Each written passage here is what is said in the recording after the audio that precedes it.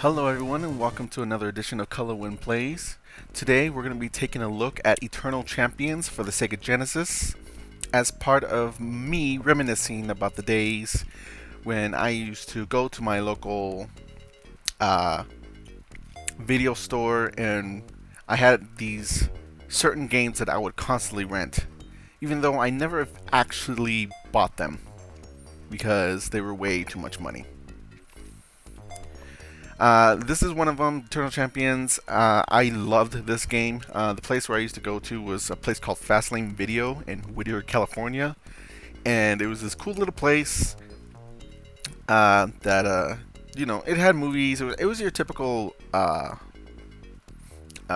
rent center place thing, blockbuster ripoff. But they always had these niche games that I never found anywhere else, and this is one of them, Eternal Champions.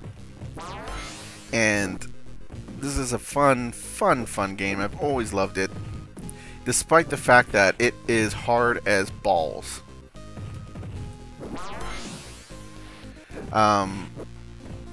So this is a fighting game, your typical fighting game, like Street Fighter 1 versus 1.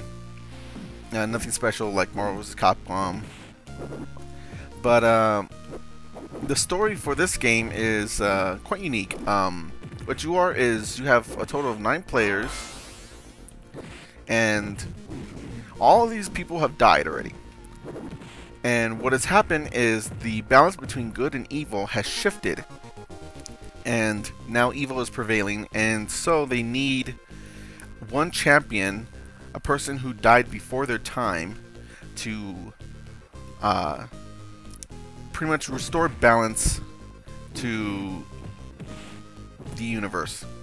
And the way that's done is the winner of this tournament will return to life right before they were about to die, and then using the information that they know from knowing how they died, they'll change the course of history by saving themselves and therefore restoring balance. So I have Xavier here, the guy in the blue cloak. His story is he died being burned as a witch or a warlock because he had discovered these powers using science and they mistook it for witchcraft. His story pretty much says that he discovered that alchemy was real. Science tells us now that it's actually not real, but in this it shows that it's actually real. And as such, he has all these special powers. Like he can freeze you, he can summon a snake and like chip away at their health. If I had hit that would have shown you. He has all these different kinds of spells that he can access and everything. And I like him a lot. Oh my god. One thing that's cool about this game is all the levels are based around each character and the place where they're from, this time period, because that's the other thing too. Everyone is from a different time period. Like Xavier is from the 1400s in Salem. The guy I'm battling right now, Larson, is from the 1920s. He was a gangster. So that's why we're in Chicago, we're in the streets of Chicago outside of theater. The previous guy I fought, Midnight, is from the 1960s. So that was supposed to be like I believe like a farmyard in Vietnam or something. And all these characters are quite interesting. There's one character who's a ninja, but from the 90s, which is when this game came out, and she's like an assassin for a big corporation. Apparently that's the big secret, that corporations have their own personal assassins. And there's like some characters that are from the future, like this guy named Rax, who's like a boxer, a cybernetic boxer from the year 24 something. So whole bunch of interesting things like that. One character is from Russia. So yeah, it's a good game. It is hard as hell though. I have never been able to complete this game without cheating. Game Genie. This game does have fatalities, by the way. You can't execute them yourself, but you can... Oh my god, I'm getting my ass kicked. You can... what they have are overkills, which are stage fatalities. Like, this one's pretty obvious. I can knock him into that fan. What you have to do is just be at the right spot at when you kill them and knock them into it, just with them like a normal attack. That's how that works. The sequel to this game actually expanded that, and that one actually does have fatalities. 2 different kinds, as a matter of fact, as well as the stage fatalities, and also this other thing called Cinna-kills. I might one day later on do a Colorwind Plays of that game. But for now, we have this game, and it's awesome. It's a classic, in my opinion. It sold, I think, fairly well. There is, like I said, the sequel, so did well enough to warrant a sequel. And I am getting my ass handed to me. There we didn't get him. This is not going good. One thing that makes this game extremely hard is that when you lose, you can't continue. You go back to the last match that you were at. And sometimes they send you back 2 times, like now. Now I'm literally at the beginning of this tournament. You have infinite tries, to be fair. You can't, like, completely, like, run out of continues or something. There we go. And, your moves are restricted. There's that little yin-yang sign in the corner of my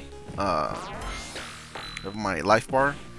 That's your ability to use inner strength, which is how you perform special moves. When that yin-yang sign is completely gone, you cannot execute any more moves, and you just have to wait until you get the ability to. Until it recharges, pretty much.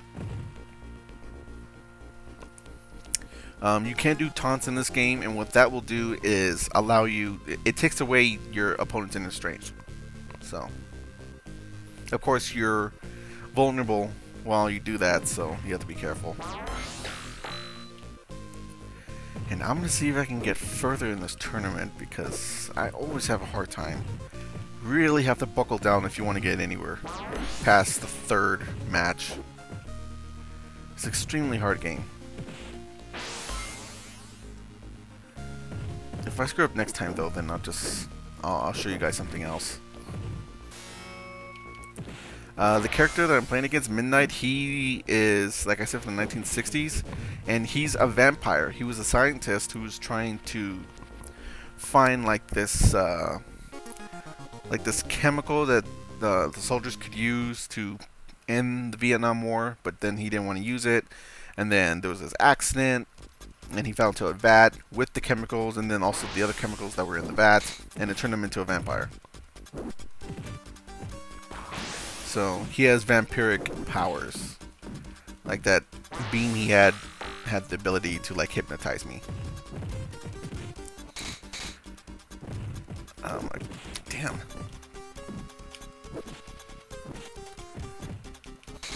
Just knows my every move.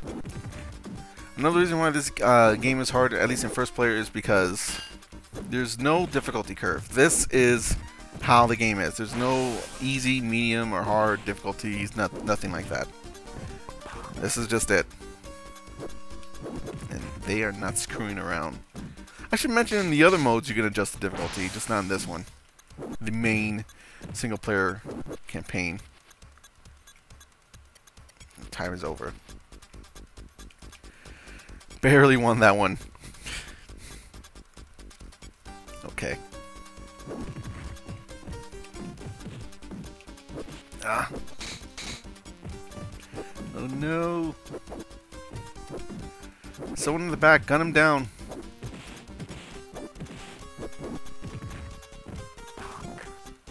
Screw you. You're a simpleton. I'm not a punk. Screw you.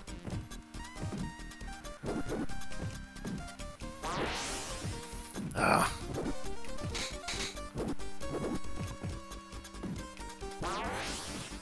Ah, I was just about to hit him. Come on.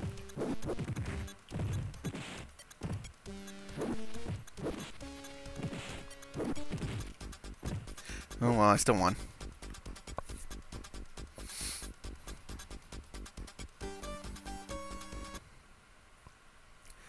If you want to check this game out, it's available for again the Sega Genesis. I believe there's also a version on Steam though, and that's like $4, I think, $3 or $4.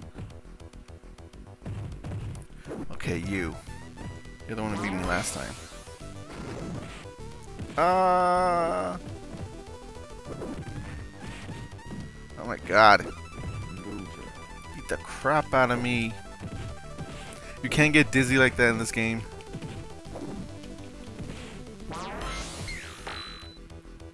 Boom. Not going down lightly.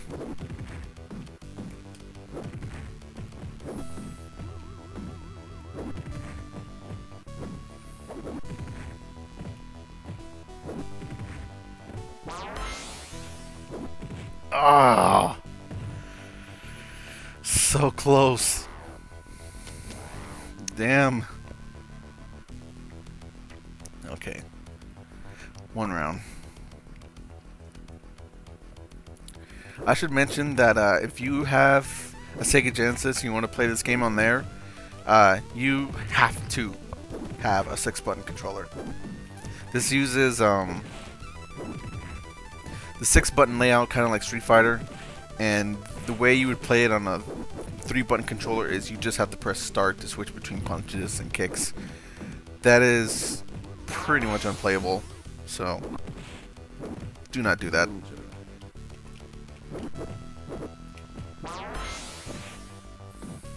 Kind of sucks that whenever you use a spell it has to go in circle like that.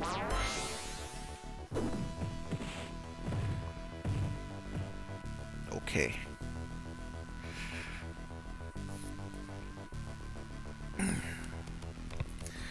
Last match.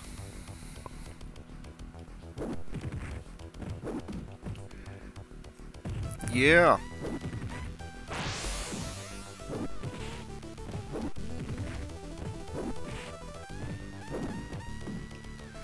Can also say that the soundtrack in this game is also really good.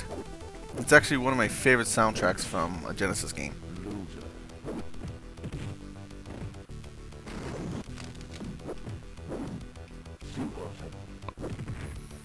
There, now you have no power right now. Yeah! Victory! Okay, we keep going. Next is Rax. Oh, okay, good. This is who I was telling you about. He's a cyborg. He's a kickboxer.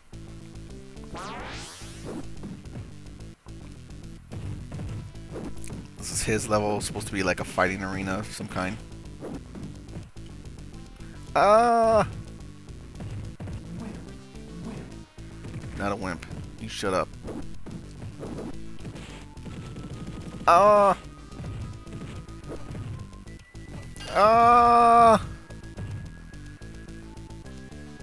Damn. Beat the crap out of me.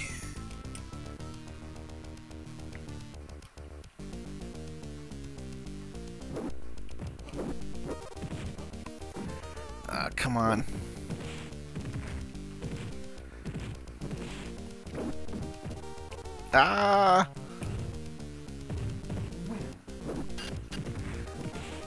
Man, I'm not even close.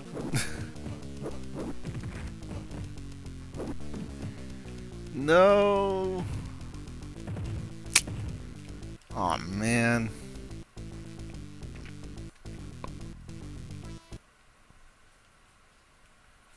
Okay, I'm just gonna show you guys something else. That was not pretty. Alright. Now, aside from that normal one-player tournament mode, you also have these sort of like test modes. as well as, you know, 2-player, normal 2-player. In this test chamber, you can do a whole bunch of different stuff. Like you have it's called the battle room. Training mode is just like if you want to test out moves and stuff. You know, the player just doesn't move and you can just test stuff out. See, in here, you choose your opponents in the option menu directly. I'll show you a character you haven't seen yet. I'll show you Shadow. She's supposed to be like the main character of this game. You know, like the equivalent of Ryu in Street Fighter. She doesn't control anything like Ryu, but she's like the poster child for the game. I'll make it a little bit easier. And it's straight on and off. You can turn it off and then you can use the special moves as much as you want. Set the speed, slow or normal. Alright. And that's Shadow, and to show off, I'll show you Jeddah. We'll have a cat fight. And so now you have all these different options of things that can be in the room with you to change the environment. Let's see, we'll have a flying. Whoops. Nope, that's the random button.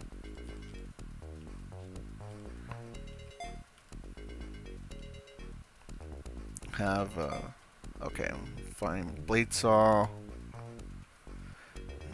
floor buzzsaw, electric bolt, life drain bolt, and life extender to help out. Well, you know what? Maybe a scatter grenade too. Oh yeah, you can only put down 5, I believe. In that case, I'm gonna take out the life drain bolt and the life extender and put in something else. Scatter grenade and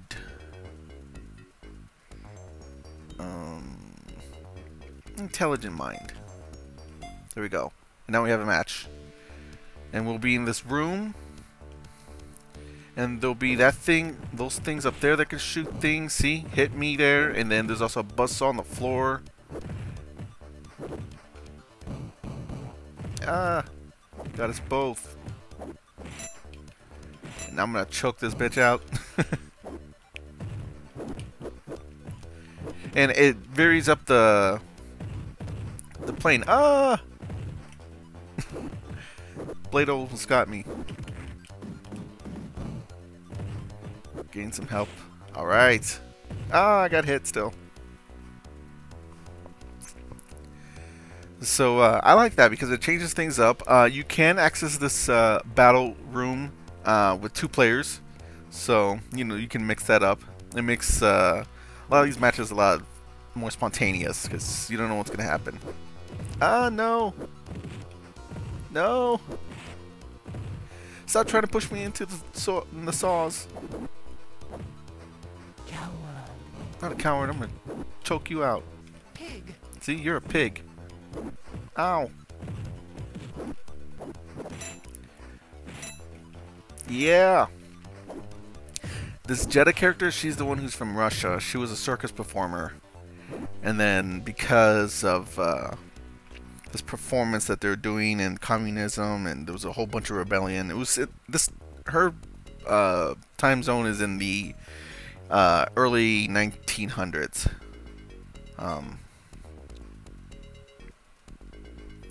Because of the communism thing, and they didn't approve of the circus coming over or whatever from another country, they cut her wires to make an example of her, and so when she fell doing a trapeze act, she just fell to her death. So that was messed up. Well, there's only 2 other characters I can show you, so I'll make it a little bit easier or harder, and then show you the last 2 characters that you haven't seen, Slash and Trident. And I'll switch these around to Magnetic Mine, Stun Bolt, Damage Drain Bolt. I'll keep the 4 one. And then I don't know what the Flatline Bolt does. Let's try that.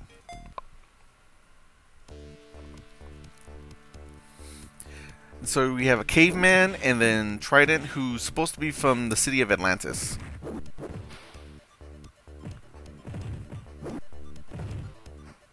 Keep walking into the saw. Make my life easier.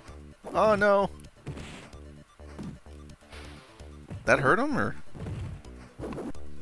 Ah! Keep walking into it. Be dumb. Yeah!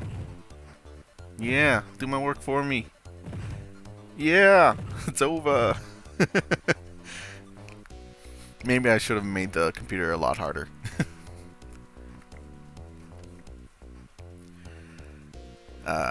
Slash's story is, he was a caveman and he was super intelligent. And because of that, they kind of saw him as a pariah, his cave tribe. Oh, he's frozen. Oh, what happened to me? I'm stuck.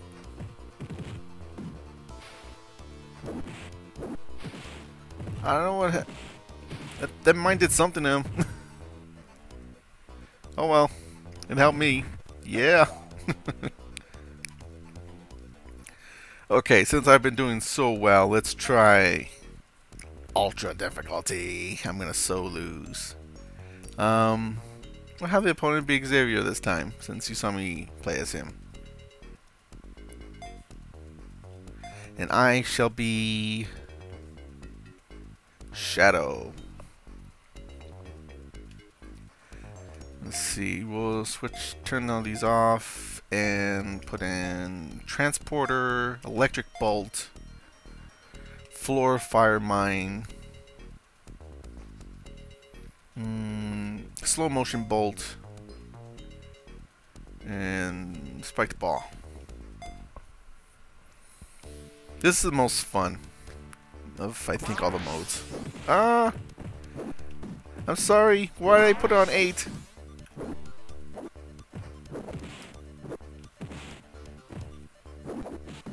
Ah! Shadow can teleport. Oh my god, there's fire. Ah!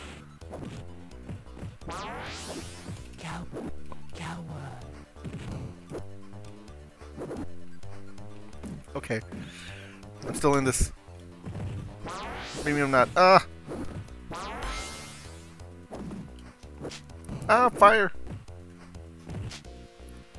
Help me, fire! Ah! Okay. Xavier is pretty badass. I have to give him that. Okay. See if I can do better this time. Sliding kick. Ah!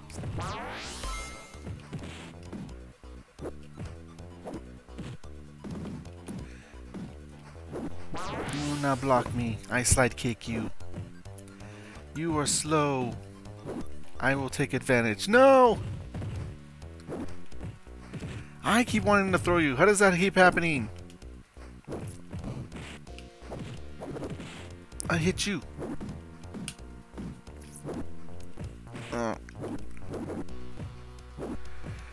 I should mention that every character has their own special fighting style, and that's no joke. I'll actually show you right after this what I'm talking about. They are detailed about this.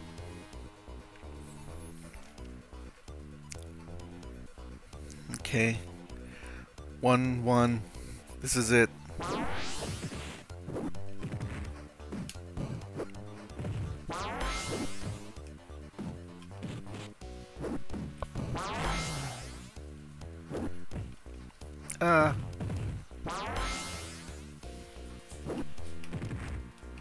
Ah, man, I'm not doing so good. Ah! You screwed up my controls! That's what that spell does, it screws with your controls. Ah, I'm dead! That completely messed me up. And I wasn't even doing that good to begin with. Ah, defeat. So, that's a fun mode. It also has a tournament mode, in case you want to do that. 2 players, as you can see, also has the battle room. Or if you just want to fight normal, that's what that is. This game is very detailed about its story. You go in here for the information, and there's the storyline of the whole game, and then each character has their own biography. And this is what I mean by they get detailed. I mean, look, for example, I'll check out Shadow. It tells you her occupation, the time zone that she's in, the fighting style, and then a description of her fighting style. Taijutsu is a system of unarmed combat similar to Jujitsu and is a forerunner of modern Judo. This technique is mixed with ninjutsu and the art of invisibility. The ninja fighting art combines all areas of offense and defense. This includes the use of dirks, darts, daggers, shurikens, caltrops, I don't know how to say that, brass knuckles, smoke bombs, and various poisons. And then it gives you this extremely long, well, not extremely long, but fairly long biography. And every character has this.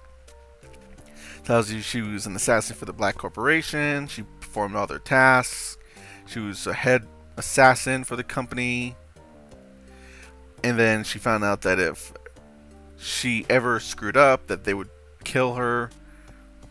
She didn't like that, so she couldn't bring herself to kill anyone, and so they killed her by dropping her off the 101st floor of the building.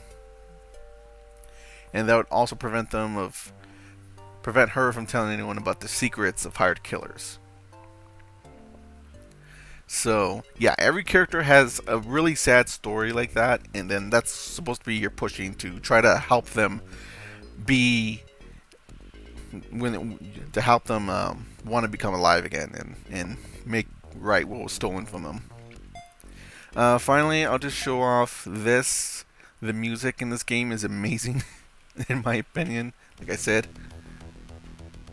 So you have all these different songs. I'll highlight some of these. Let me see. Try to find one that's good. Then I'll highlight it for you guys. How about this one?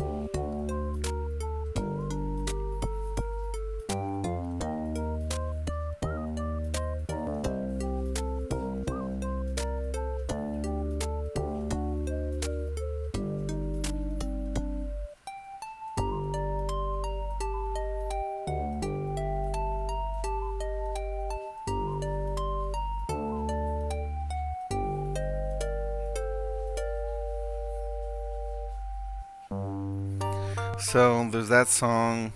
There's a whole bunch of other great songs in this game. I highly recommend, if you can, search online and get the soundtrack. And I think that's going to conclude this episode of Colorwind Plays. I think this is a great game. It is hard, so if you have that problem, again, there is the battle room, which is really interesting, and you can adjust the difficulty and use that as training to get you better. It's pretty easy to find. I got my copy for the Sega Genesis for like $1, and you can go on Steam and get that for $4. I think there are some extra stuff with that version, but I don't know what. But it's pretty easy to find. Alright, this has been Colorwind Plays, Eternal Champions, and I will talk to you guys later. Bye.